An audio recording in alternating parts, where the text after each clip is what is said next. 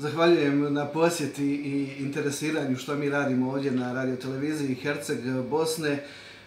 Vjerujem kako znate da emitiramo program već tjedan dana. Još uvijek smo u jednoj eksperimentalnoj fazi, tako da molim i razumijevanje naših gledatelja, vaših čitatelja za malo strpljenja i mi sad ispitivamo određene situacije što se pokazuje dobro u praksi, što ne, što treba popraviti, što mijenjati. U svakom slučaju, naša središnja informativna emisija se emitira od ponedjeljka do petka od 19 sati i 30 minuta.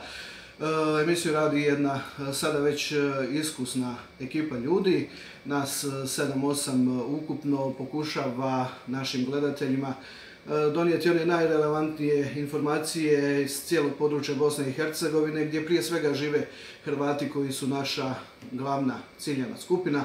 Međutim, naravno i svi ostali građani Bosne i Hercegovine kod nas mogu naći objektivnu i pravovremenu informaciju. Mi ćemo se truditi naš program, odnosno u ovom slučaju dnevnik, podići na što je višu moguću razinu. To naravno zahtjeva još malo vremena, još malo resursa, ali mislim da idemo dobrim putem i da ćemo uspjeti u tome.